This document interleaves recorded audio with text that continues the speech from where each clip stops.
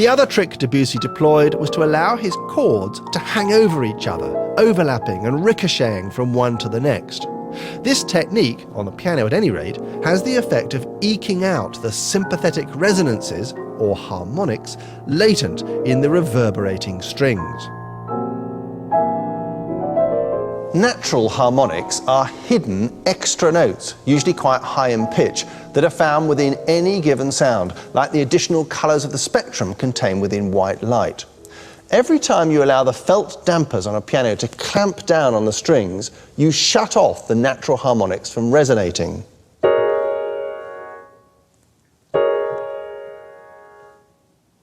But Debussy wanted to do the opposite, allow the strings to ring like they would on a harp. His hanging chords, with the dampers kept away from the strings, were a kind of return to nature.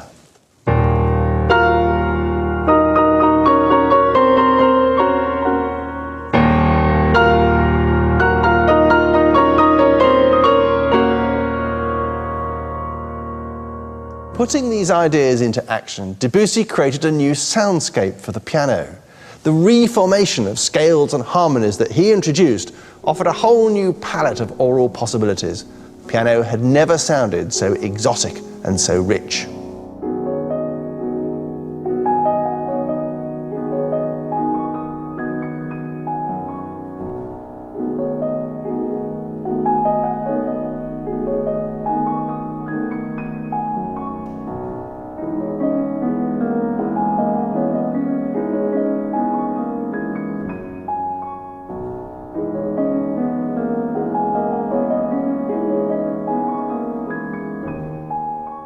By recalibrating the traditional Western scale on Eastern lines, Debussy's music was a radical departure from the classical style he'd grown up with, and his harmonic experiments based on Asian sound combinations were still influencing musicians, especially in jazz, half a century later.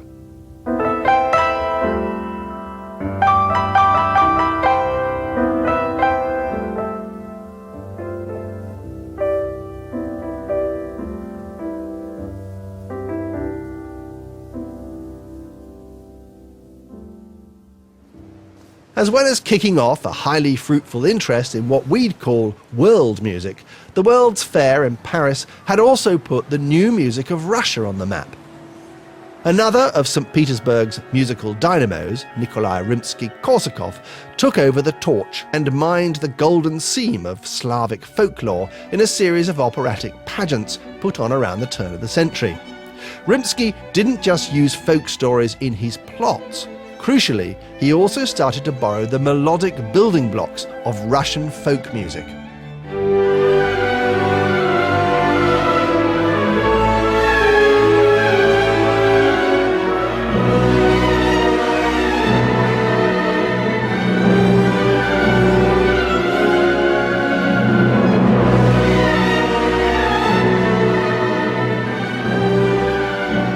These sparkling entertainments laid down a challenge to Rimsky-Korsakov's most talented pupil, then a complete unknown. That challenge was to blaze a path for Russian music and put Russia onto the cultural map once and for all. And boy, was the challenge accepted. Rimsky-Korsakov's pupil was Igor Stravinsky. Stravinsky's combustible arrival on the world music scene was stage managed by an entrepreneurial art, dance and music impresario, Sergei Diaghilev. In 1909, he created a dance company in Paris, the Ballet Russe, in order to produce annual festivals of modernist Russian ballets. He approached Stravinsky to compose the music for one based on an ancient Russian fairy tale, The Firebird. When he was commissioned, Stravinsky was unknown and third choice for the job. 3 years later, he was both the most notorious and the most eagerly championed composer in all Europe. The Firebird's scenario, an amalgam of several versions of folk tales about a magical bird, combines supernatural characters and beasts with the natural, the fantastical world with the human world. Stravinsky gives these two worlds different styles of music. Human characters, like the 12 princesses in the story, are given folk song-derived melodies based on the common Western musical scale.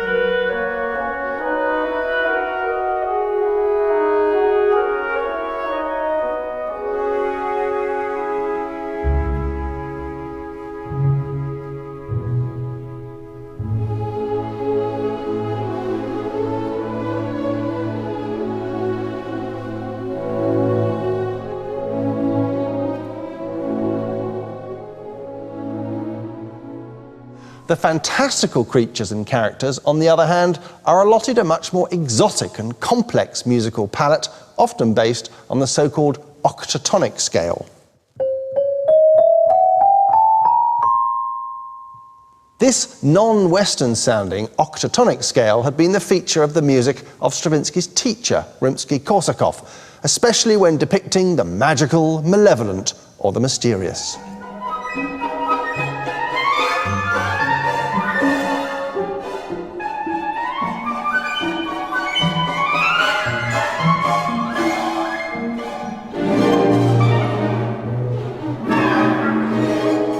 When Stravinsky borrows from Russian ethnic folk music like this, he doesn't lift it straight, but distorts it through a mischievous prism.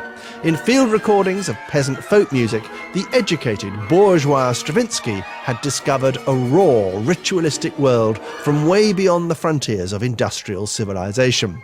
His instinct to repackage it for a Parisian audience was brilliantly provocative.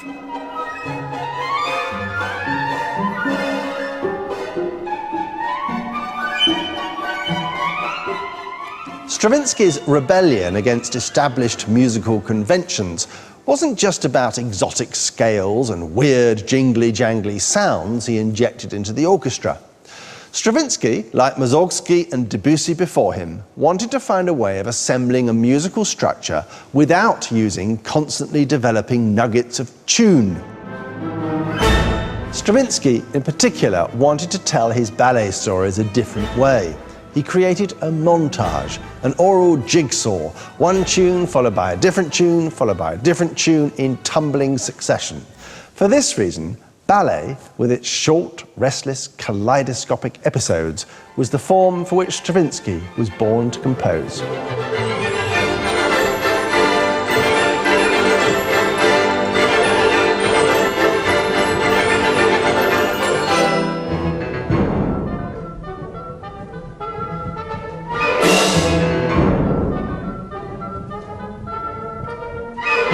We find the idea of musical collage, the mix, the remix, the iPod shuffle and the mashup, completely normal.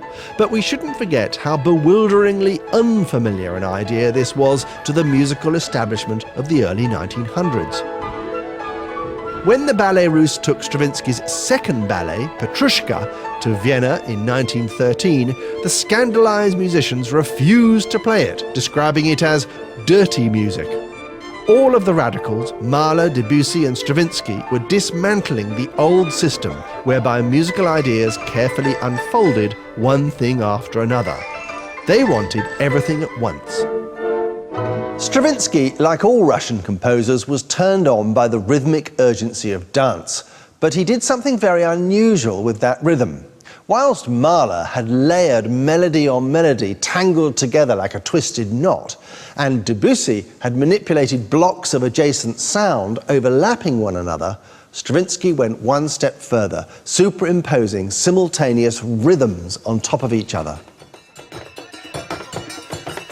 Polyrhythm, as it has since been dubbed, had long existed in African tribal drumming, improvised on the spot by highly intuitive, skillful players.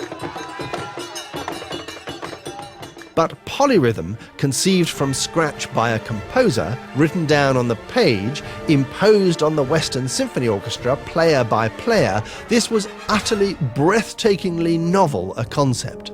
It was as if Stravinsky wanted the past and the present to coexist in one dimension, the prehistoric ritual of his dancers and the modern cacophony of the industrial world, and the only way he could conceive it was to make parallel, competing rhythmic patterns fight for the same space. It's complicated, but it's magnificent.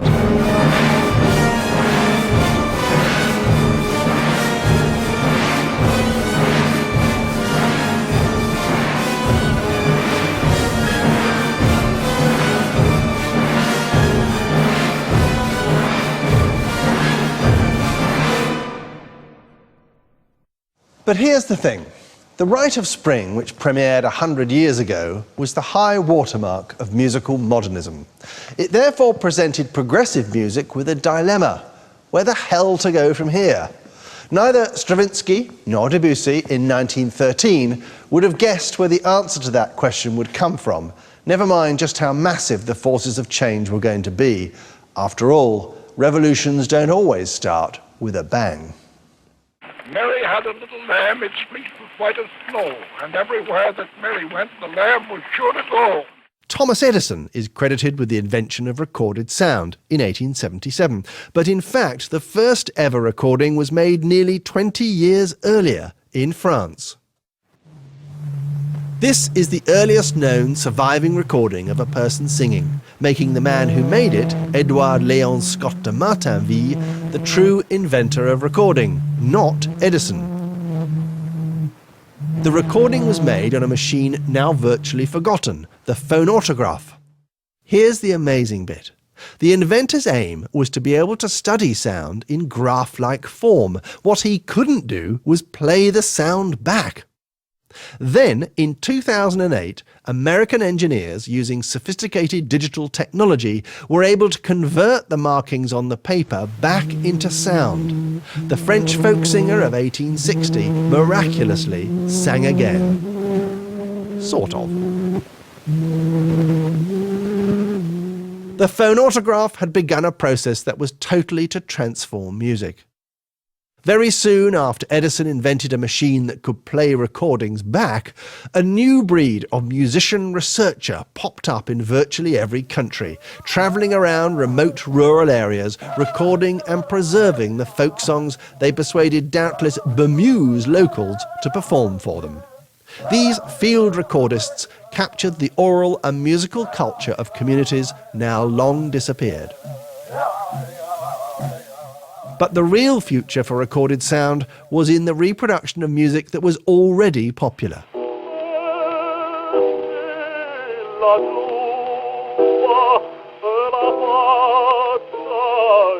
The first million-selling record was Caruso's Vesti la Giubba in 1907, just before radio broadcasts began.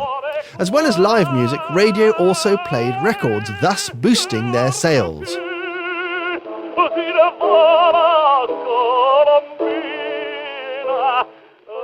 The advent of recording made the huge wealth of music already written by 1900 increasingly available to millions of people across the world, vastly expanding their musical horizons and turning something hitherto expensive and elitist into an ordinary commodity. This was a very good thing. Recording also began to put in front of a mass audience forms of folk and ethnic music that were, up to then, unknown outside their local communities. The music that was boosted most of all by recording, as it turned out, was that produced by African Americans, beginning with spiritual songs. When Israel was in Egypt's land, let my people go. Pressed so hard they could not stand. Let my people go.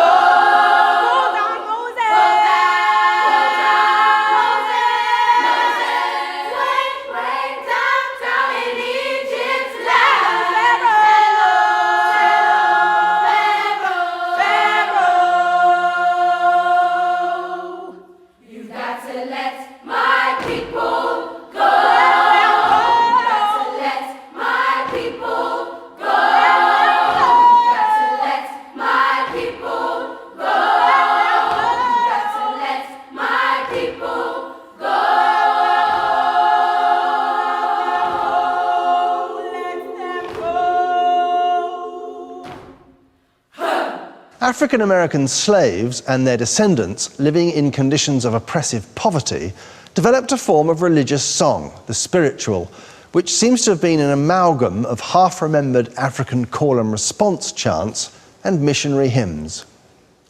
Swing low, sweet chariot, come in but carry me home.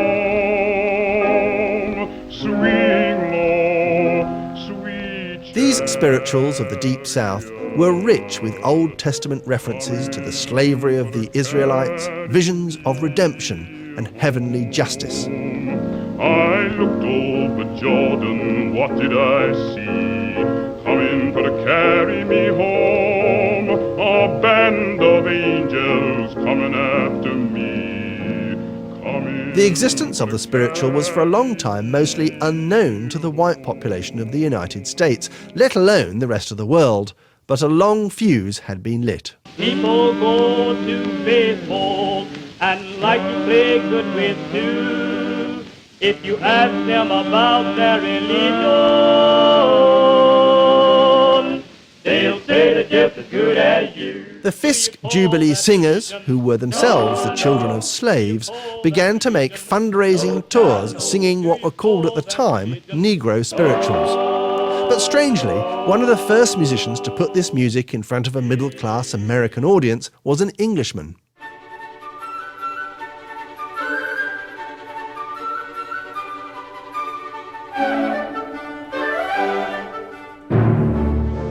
The Edwardian Samuel Coleridge Taylor caused a sensation on 3 trips to the USA, conducting his own compositions. In one of them, we can hear early and tantalising evidence of the melodic style of what came to be known as the blues, which, albeit in different disguises, went on to dominate the music of the 20th century and beyond. The clues we're looking for are so-called flattened degrees of the musical ladder, or scale, at the 3rd and 7th position, especially when the phrase is heading in a downward direction. And here they both are, one after another, in this melody. 3rd, 7th. The blues, as it developed slowly and piecemeal amongst former slave communities in the USA in the final decades of the 19th century, clung resolutely to the flattened 3rds and 7ths, and does so to the present day. Indeed, they became known as blue notes.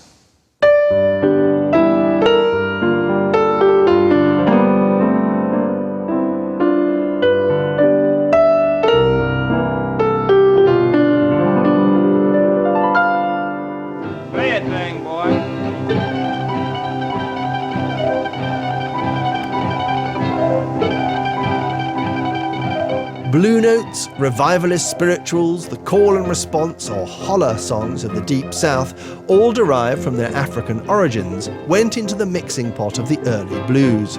But also mixed in were chords borrowed from hymns and parlour and vaudeville songs, and the folk songs of other members of the American underclass. Say that you never hear me anymore.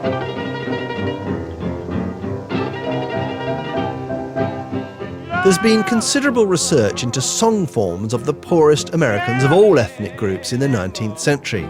It reveals the influence of Anglo-Celtic folk music on the growth of the blues. This folk music was learnt from the African Americans' co-workers in the cotton fields and on the railroads, many of whom were from the British Isles. Amongst these song types are hundreds which lament the burden and misery of the labourer's life. Typical is the iconic American work song, The Ballad of John Henry, the steel-driving man, which eventually became a blues standard. It celebrates the futile battle between an African-American railroad worker and a new machine designed to replace him. Music historians have traced the shape back to the much earlier British ballad, The Birmingham Boys. Listen out for the overall storytelling shape and the repeated line at the end. In Birmingham town there lived a man, and he had such a lovely wife, and so dearly she loved company, as dearly as she loved life, boys, life, as dearly as she loved life. Now here's one of the many later versions of John Henry. John Henry was a little baby sitting on his mother's knee. He picked up a hammer in his little right hand, says a hammer's gonna be the death of me, Lord, Lord, a hammer's gonna be the death of me. One of the changes that's happened to the tune crossing the Atlantic is that it's become entirely pentatonic. Remember those 5 basic notes prevalent in Eastern music that Debussy imitated? And who were the other railroad workers toiling alongside the British, Irish and African American labourers?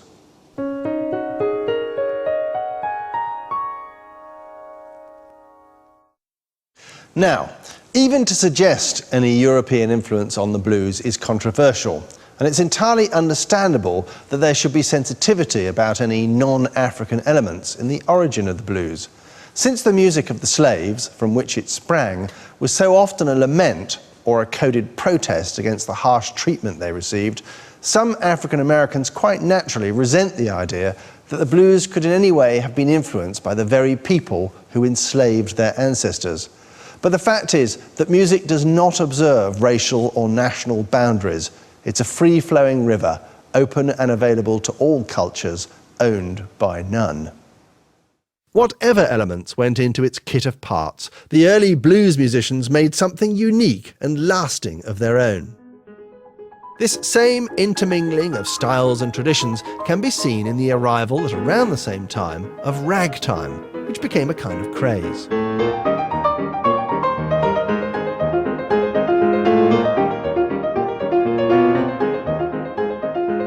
Rag, or ragtime music, originated in St. Louis and Chicago bars and brothels, from house pianists copying the popular marching band style of the 1880s and 90s, a fashion that reached its peak with the band leader John Philip Sousa. In order to emulate the whole band, bass, accompanying chords and tune, the pianist had to leap about the keys frantically, resulting in a quite virtuoso left-hand motion from bass to chord and back.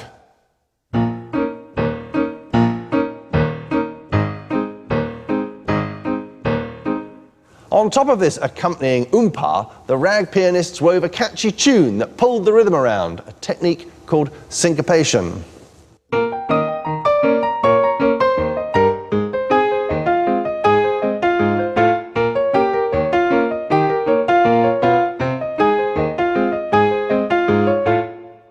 Syncopation is like talking with the emphasis on the wrong words to create a jerky sound. Listen to this bit of Scott Joplin's Maple Leaf Rag without syncopation.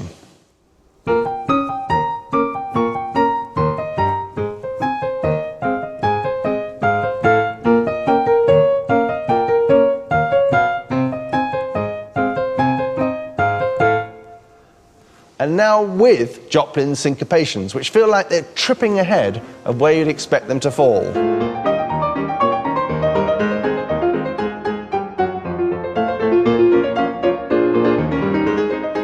Ragtime picked up syncopation, a playful jumping ahead of the tune, from the banjo or piano accompaniments for cakewalks, a jokey form of dancing that plantation workers had invented for their own amusement, in lampooning imitation of white folks' la-di-da ballroom dancing. The white folks in question used to enjoy watching their staff's cakewalk parties, not realising that what they thought was a comic and ludicrous African-American dance step was actually a caricature of them. Along with the cakewalk, another offspring of ragtime was a hyper-syncopated form of piano and band playing that flickered into life in the Storyville district of New Orleans. Charismatic performers like Jelly Roll Morton took it on tour around the southern states in travelling vaudeville shows. Though Jelly Roll called a lot of his numbers blues, we now know this is the beginning of a distinct genre of its own, jazz.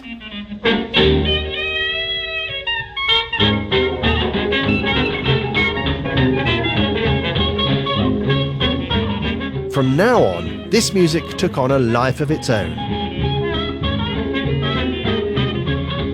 As up-to-the-minute blues and its many offspring began to revolutionise popular music, classically trained composers found themselves outflanked and increasingly unloved. Given the choice, the general public voted with their feet in their millions and took the populist path. The coming century would see popular music, especially American popular music, sweeping the planet. And yet, faced with the twin rebellions of dissonant modernism and the mass market, the classical tradition found an ace up its sleeve and played it with impeccable timing. In a world of turmoil and change, its response was nostalgia. Edward Elgar's most famous piece, Enigma Variations, embodies this response. As the world began to slide towards a final showdown of the European empires, this music reminded people what they were about to lose.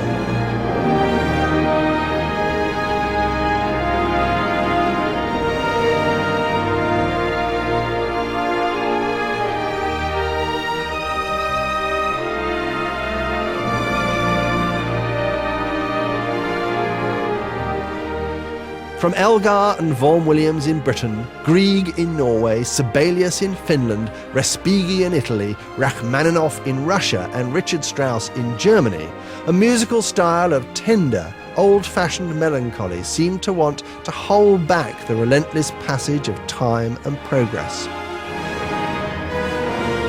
That this music is so popular in our own time testifies to its enduring appeal, and perhaps our own continuing need for its soothing balm. It may also indicate that in a crowded market, classical music's unique selling point is, like it or not, its ability to wrap up the past like a beautiful gift.